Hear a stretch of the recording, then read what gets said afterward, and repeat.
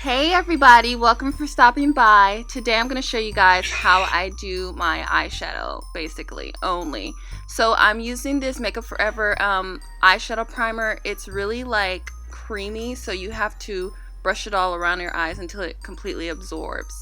Now I'm going to take this shadow M726 and blend it into my crease. This is a technique that I use so that it's easy for me to blend other like colorful shadows on top. So try to get a shadow that matches your skin tone for that.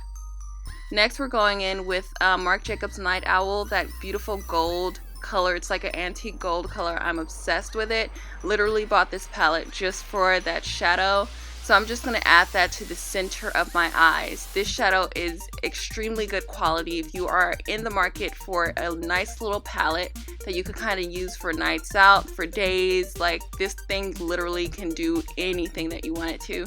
So I would recommend this if this is like the only type of shadow that you will have. As far as eyeshadows, I would recommend it because I think it's totally wearable. I'm using the MAC, I forget what brush it is, but I have it listed below. This one is very good for adding shadow to your lid because it's synthetic and it picks up a lot of the shadow all at once, so it makes it really easy to put shadow on your eyes.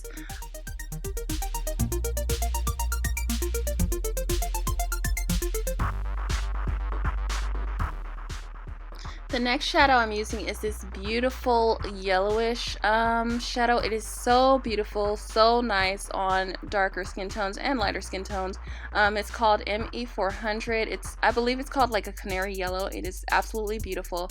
I love all Makeup Forever eyeshadows. That's all I actually have. I love them aside from the Marc Jacobs palette, and I do have a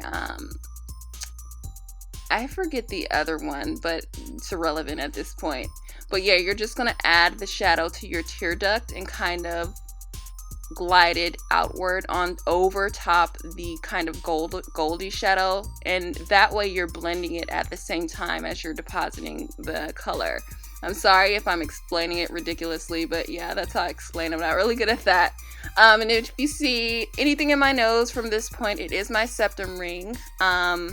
I have it flipped up so that it could heal, but I'm going to drop it down once it's healed. So it takes about 5 weeks or so, 5 to 4 weeks, before I could switch it out with the gold, because you guys know I love gold, hence the eyeshadow.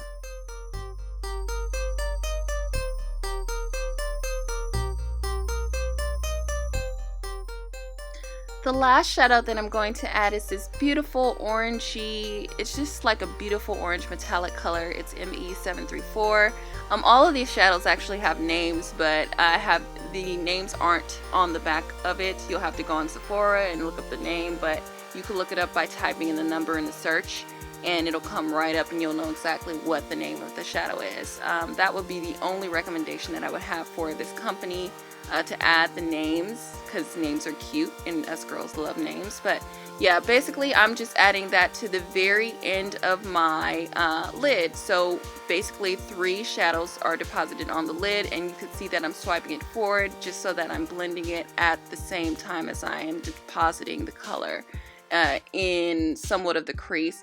So the shadow that I put on earlier that's similar to my skin tone, that helps once I go in and blend it.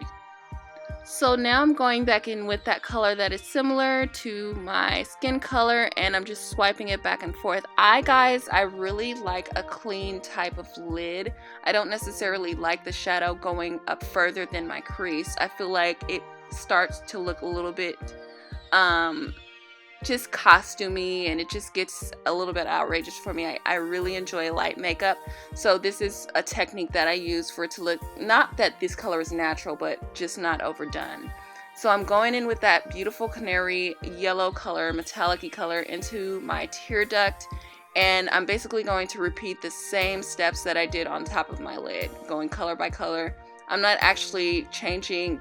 You want to use a pencil brush too, because it has that narrow end that allows you to like really deposit the color exactly where you want it to be. You don't want to do this with regular brushes.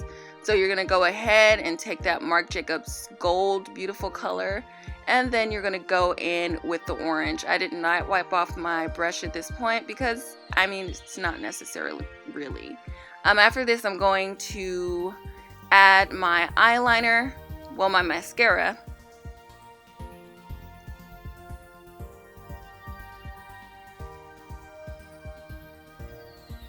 Mascara is really important because when you go ahead and add your eyelashes on top of it, it gives it something to adhere to other than your lashes, if that makes any sense. Here I'm going in with my NYX Jumbo Eye Pencil. I love this thing. It's like perfect for lining the inner tear duct of your eyes. I think it's really cool.